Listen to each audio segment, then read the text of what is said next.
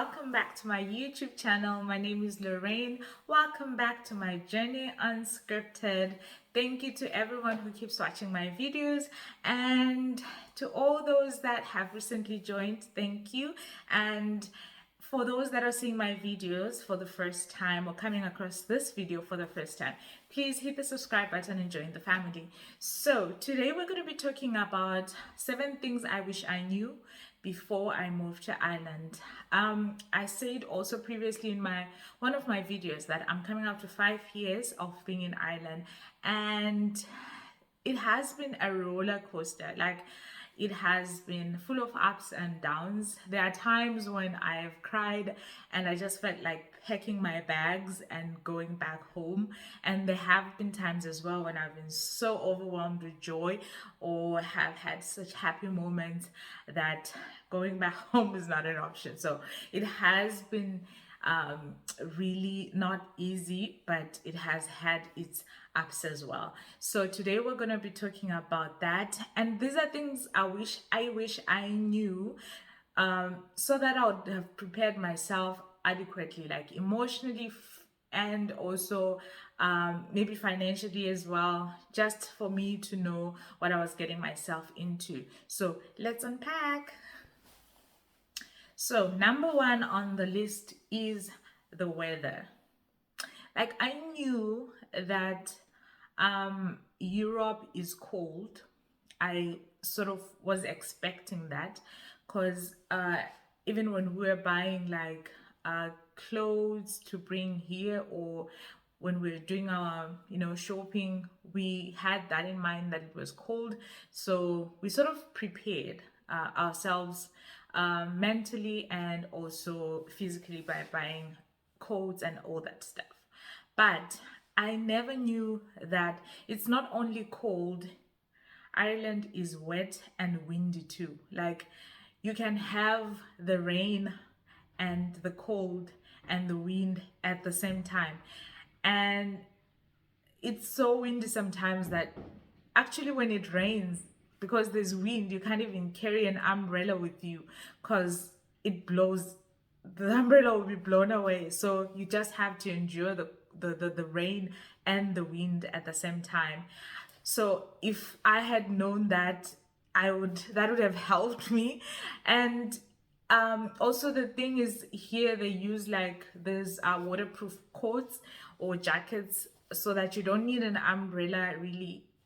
The water would just wash off because it's waterproof, and it's not the easiest thing to deal with, the rain and the wind, when you're wearing glasses, because the rain then it's all over your glasses, you can't see properly, and yeah, it's so I wish I knew this. I was prepared for the cold, but I wasn't prepared for the rest. And the thing is, they say in Ireland you can have 4 seasons in a day, and it's true. I have seen it happen where it's sunny one minute, it might not be hot, but it will be sunny, and the next minute it's raining, and the next minute, so it rains a lot, it's cold a lot, and yeah.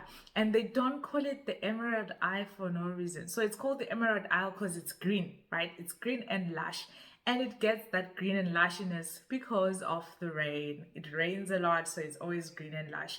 You see, I have a garden, I have a vegetable garden. I have never watered. Okay, well, I did, because I planted my plants in summer and it was a bit dryish, so I had to water them for a bit. But since then, since 2023, I have never watered my garden. I only watered it maybe for a month when my siblings.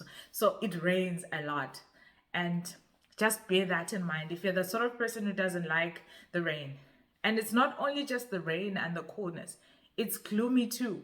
So it'll be overcast, it will be raining, it will be cold, it will be windy sometimes. Yeah, you just have to prepare yourself mentally for that. It's rainy, cold, and wintry. And number 2 on the list will be accommodation. With accommodation, so there's 2 things. It's very difficult to find accommodation in Ireland. I said it before, it's like jumping through hoops. You have to jump through hoops to get accommodation. It's that hard. And On top of that, it's very expensive. I did sort of expect things to be expensive, or the accommodation to be expensive, but I didn't expect it to be that expensive. So our first apartment that we moved into, we're paying 2,100 euro for a small 2-bedroom apartment.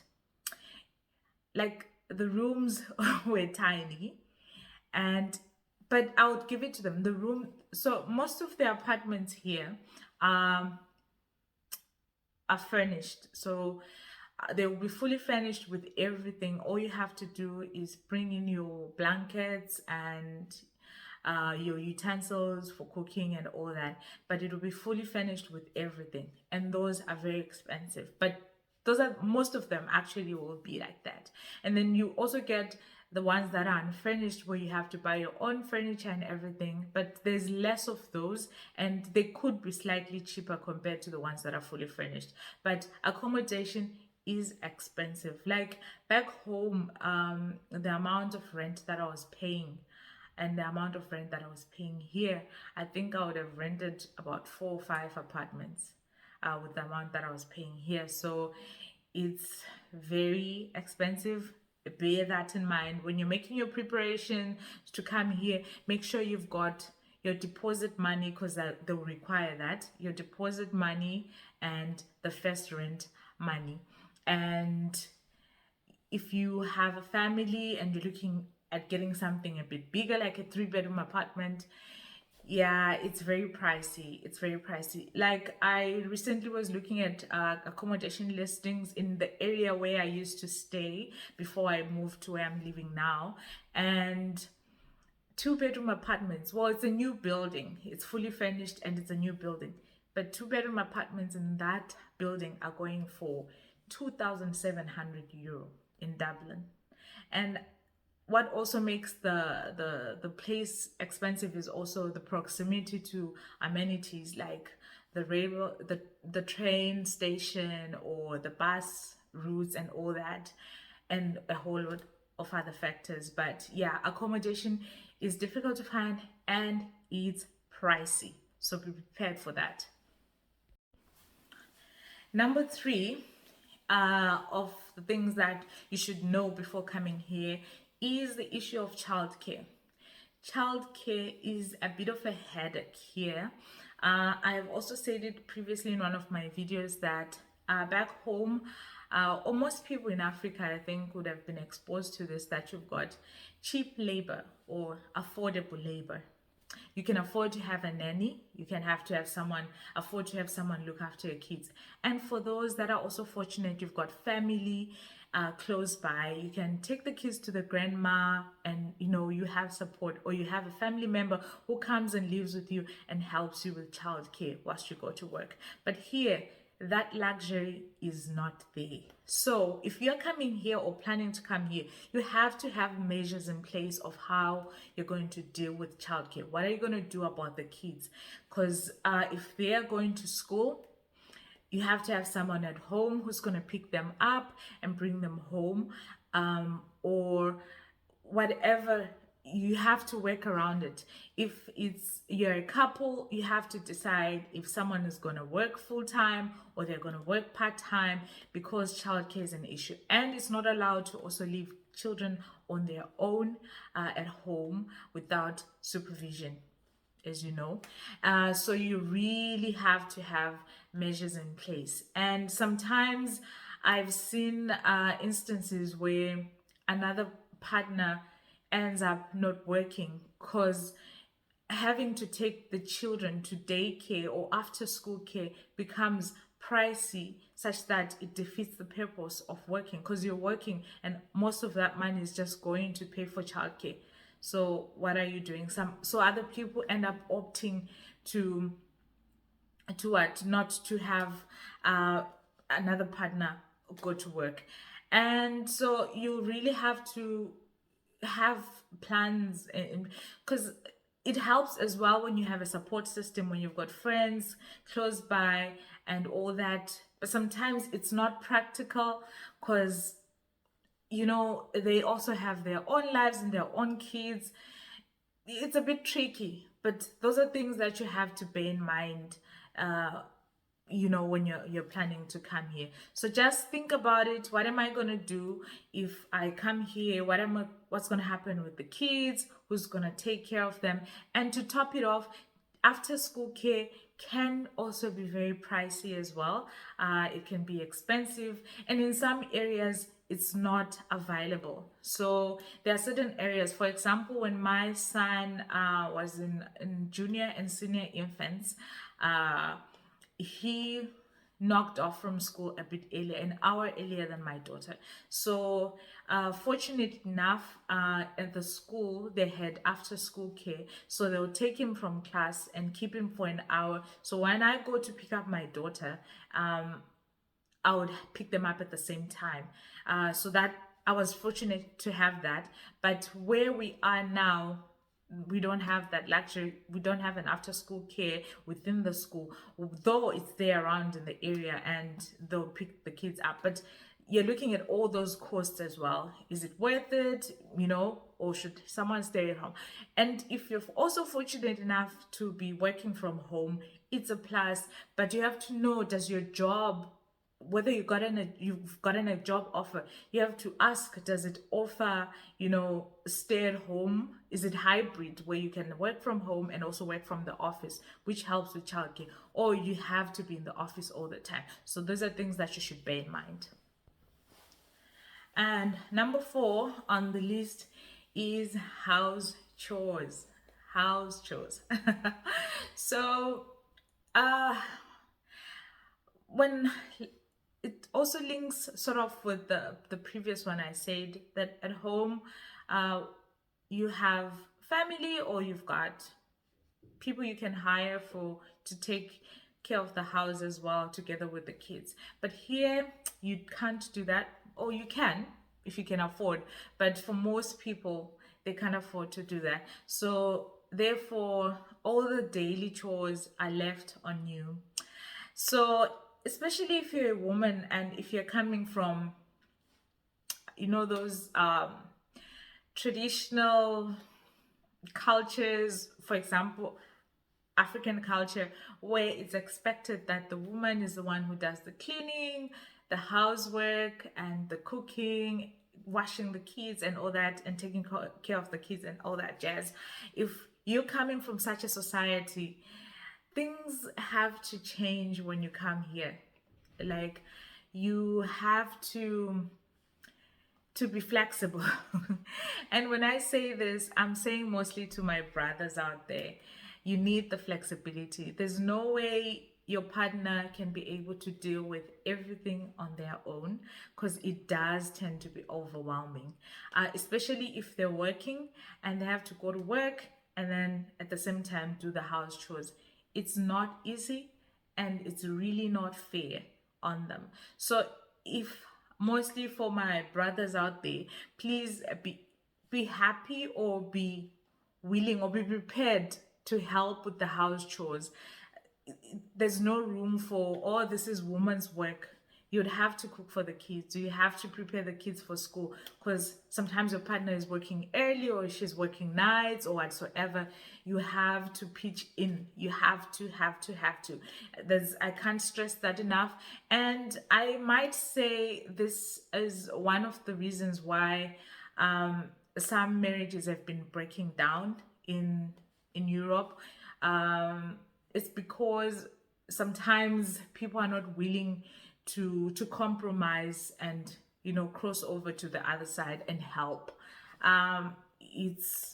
It tends to be frustrating when one party feels like they're carrying the load of the whole family on their own. It's not enough that you're providing financially.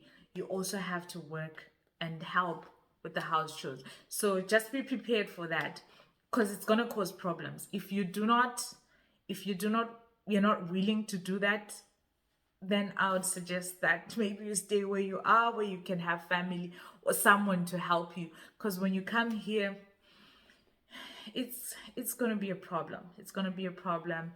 You have to cook. Let me give you an example. So for me, I work on I work on the weekends as well, and I work nights. Most of the night times I work Saturday nights. And so when I work during the night, in the morning, the next day, Sunday morning, I'm sleeping throughout the day. And therefore, when I'm sleeping, someone has got to make breakfast for the kids, somebody has got to make lunch for the kids, and lunch for me as well. And sometimes the ironing as well, and my husband has to do that. And that's how it is. Because honestly, I can't be expected to sleep, to go to work, sleep, wake up, and start cooking for everyone all over again. I know some people might be able to do that, you know, different forks, different strokes. You do you, but I'm telling you, this is going to be a problem if it's not looked into or if you're not prepared for it. Number 5. So the work culture here is different.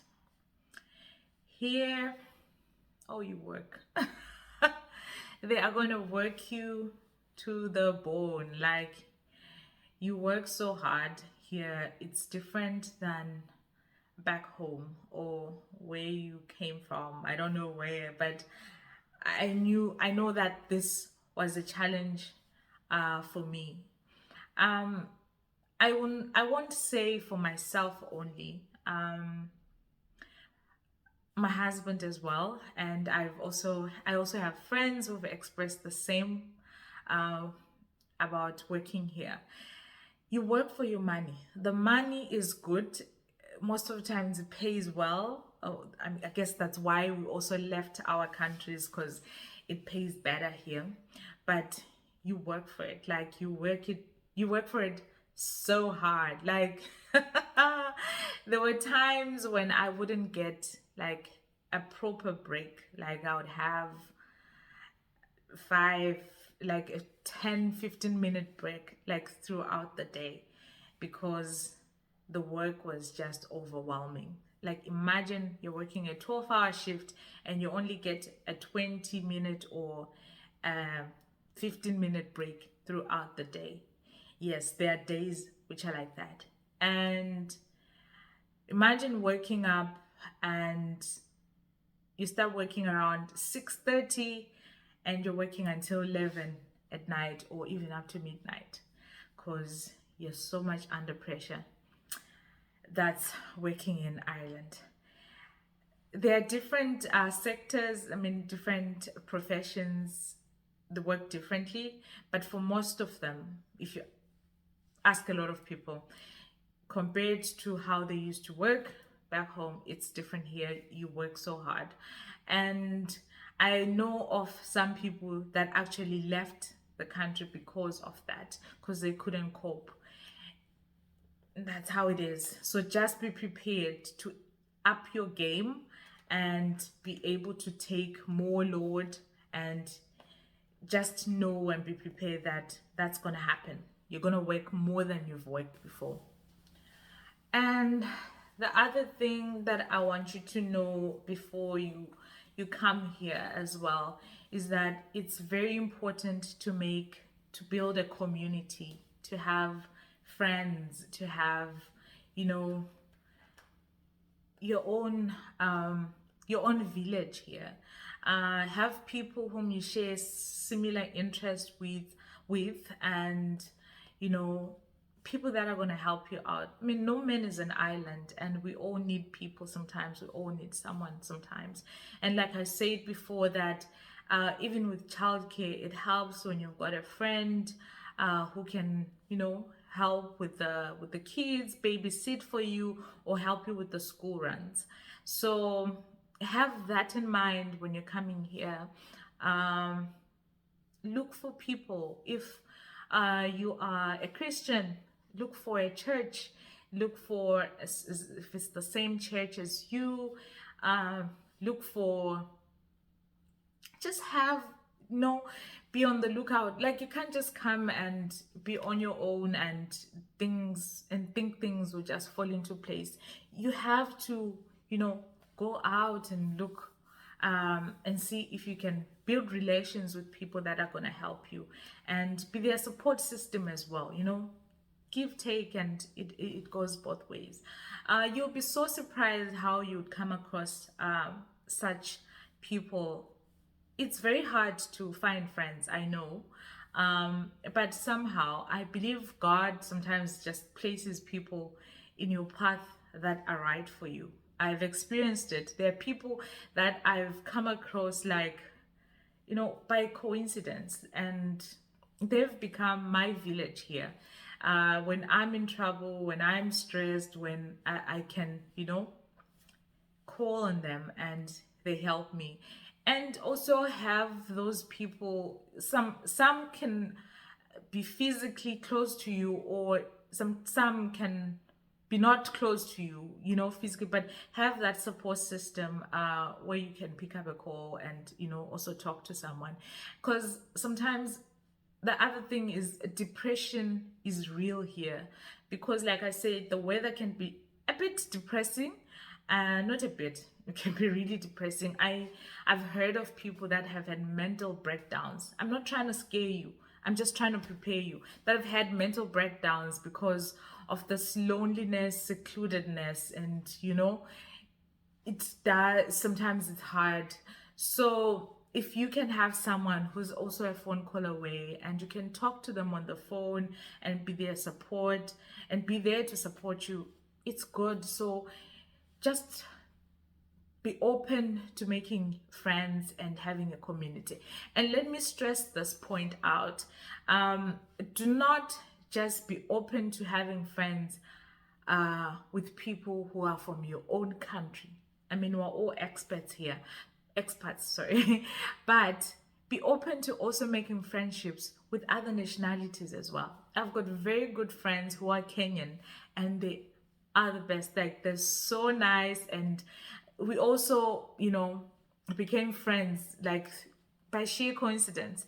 So be open. I have Indian friends. I have, friends like from different countries, and be open to friendships with anyone. It's gonna help you.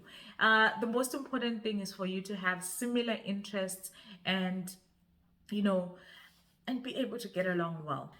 And the last one on our list is the opportunity to make extra cash here. So there's always opportunities of how you can make extra money. You can take extra shifts, you can pick up a second job. It's all up to you. You can, do agency work and at the same time work with your employer.